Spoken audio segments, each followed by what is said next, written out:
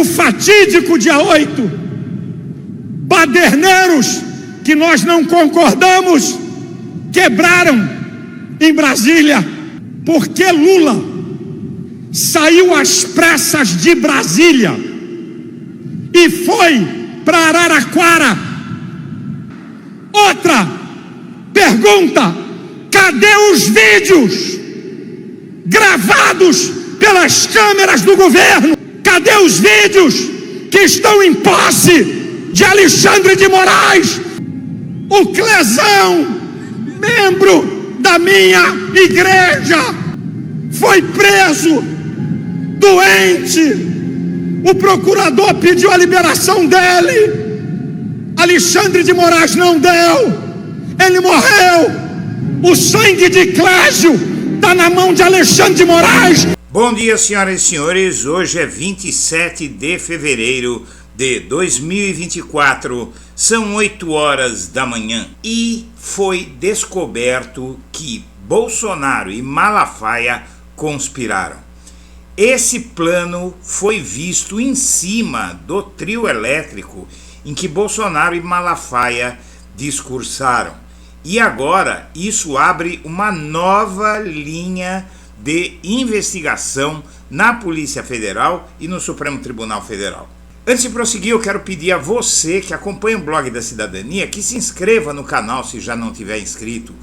Curta, compartilhe os nossos vídeos, acione o sininho das notificações, que assim você nos ajuda a fazer o nosso trabalho. E vamos ao vídeo. A Polícia Federal decidiu incluir o discurso de Bolsonaro na Paulista no inquérito do golpe. Apesar de não ser uma versão oficial, a fala de Bolsonaro pode ser analisada por investigadores da Polícia Federal. O ex-presidente pode até ser chamado para depor novamente. A declaração feita por Bolsonaro sobre a minuta do golpe é apenas um dos capítulos do que essa manifestação gerou para Bolsonaro e incluiu nas investigações e em todo esse processo um personagem que até aqui estava de fora, a não ser por suspeita de financiar os atos golpistas de 8 de janeiro. O Silas Malafaia era meramente um investigado lateral, mas tudo isso que você viu no vídeo de abertura da edição de hoje do Primeiras Notícias mostra que Malafaia e Bolsonaro combinaram os ataques ao STF. Enquanto Bolsonaro foi todo cordato para o ato, poupando o STF, o Malafaia fez a vez dele.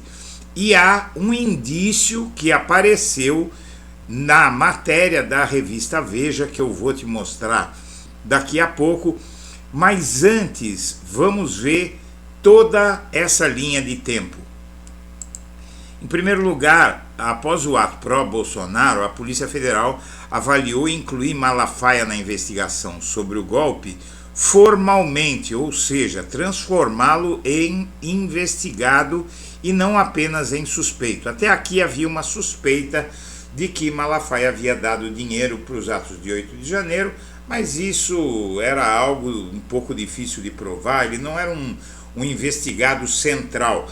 E o Malafaia ele não pulou apenas para o centro da cena do processo todo contra Bolsonaro, ele se transformou em protagonista. A Polícia Federal estudou, então, como foi noticiado, essa matéria não é nova, ela saiu no dia 26, às 12h52, e foi noticiado que a Polícia Federal estuda a inclusão do Malafaia no rol de investigados no inquérito que apura a trama golpista envolvendo Bolsonaro e integrantes do seu governo.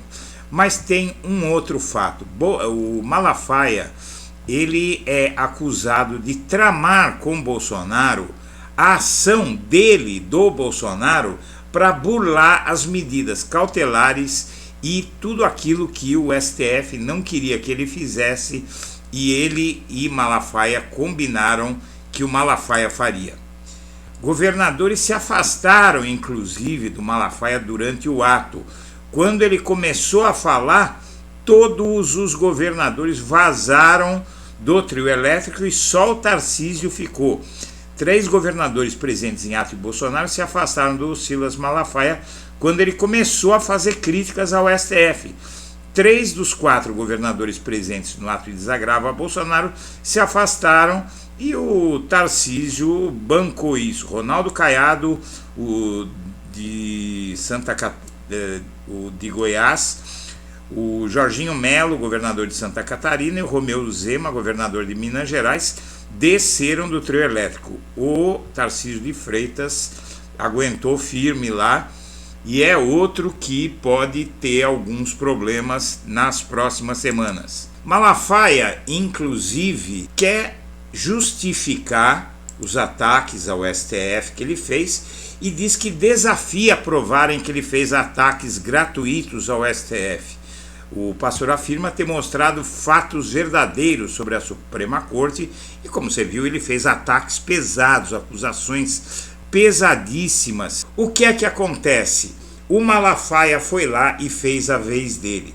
Mas essa matéria aqui da revista Veja mostra que Bolsonaro não só endossou a fala de Malafaia, como também, segundo parece, ele está por trás do que aconteceu.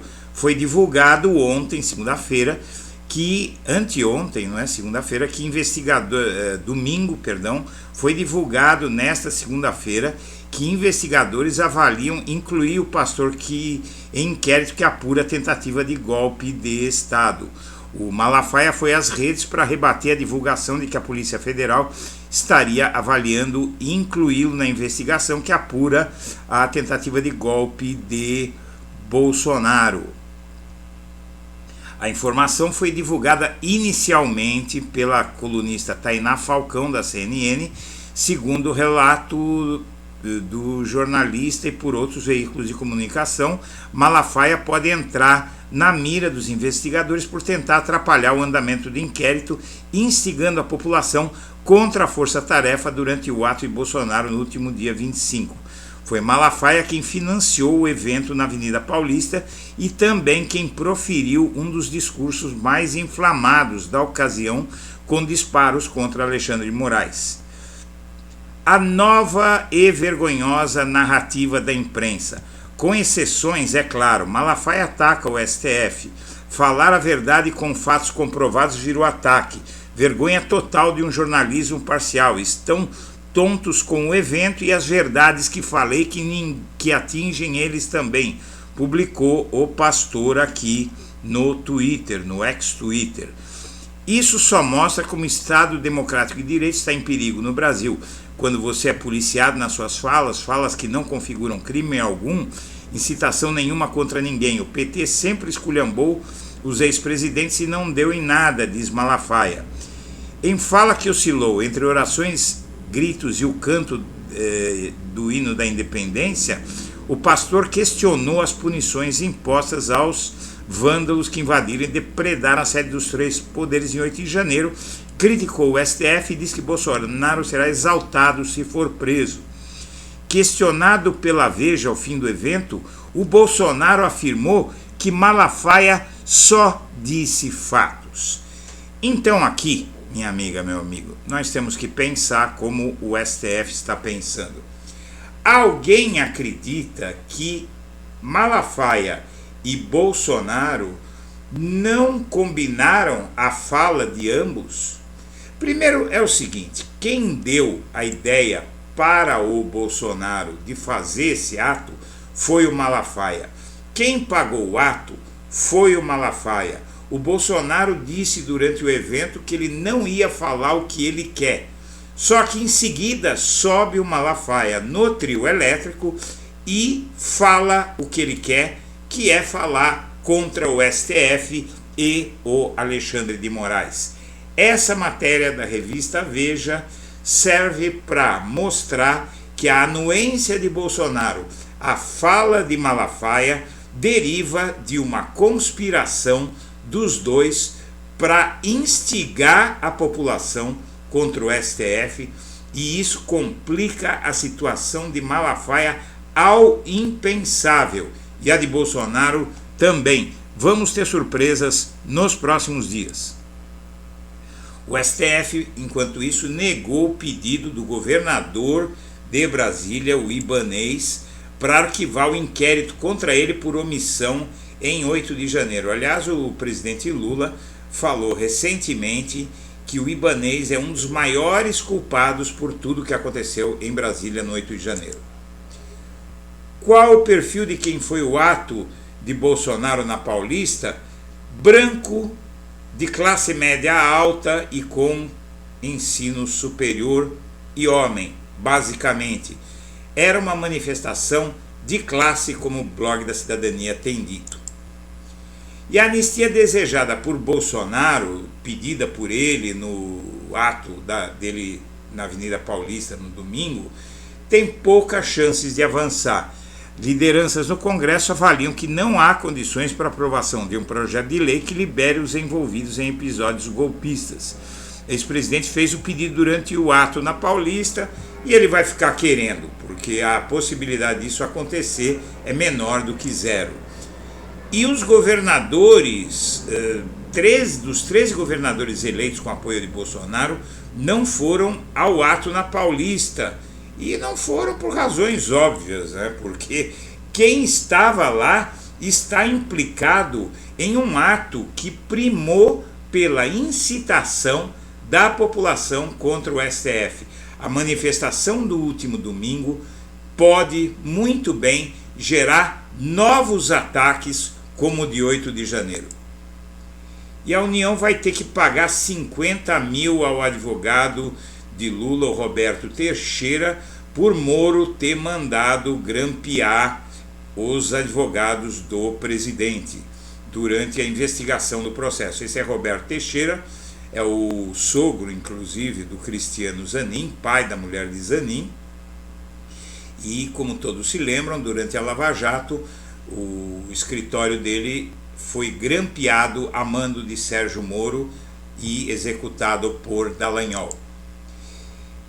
E o Ministério da Saúde comprou sem necessidade 32 milhões em preservativos femininos durante o governo Bolsonaro, no auge da pandemia. É uma negociata clara, não há explicação para uma compra dessa magnitude de preservativos femininos e encalhou tudo. Mulheres se articulam para marcar posição por maior atuação na política. Deputadas preparam atos em protesto contra a subrepresentação na Câmara e manobras partidárias que as escanteiam das eleições e das decisões nas legendas. O Congresso Nacional é basicamente uma casa, um poder basicamente masculino. Secretário de Tarcísio defende estimativa de público em ato de Bolsonaro e a PM sob o Tarcísio de Freitas vai voltar a fazer estimação de público em atos políticos. Por quê? Porque aqui em São Paulo você vai ter, como se viu no domingo, uma dobradinha entre o governo bolsonarista do estado e os manifestantes, os movimentos bolsonaristas. E então os movimentos bolsonaristas vão fazer os atos e a Secretaria de Segurança Pública do governador bolsonarista vai tratar de divulgar que aquele ato foi um sucesso, que tinha uma população enorme nos atos. E, na verdade, aqui quem foi ao ato na Avenida Paulista realmente é gente branca, gente de classe média alta e com ensino superior, e isso tira a representatividade da manifestação e a torna um movimento de classe, não é? Um movimento de classe social, de endinheirados contra o que eles consideram um governo que foca nos pobres em vez de focar nos ricos. Senhoras e senhores, eu agradeço a atenção e deixo o meu abraço para todo mundo.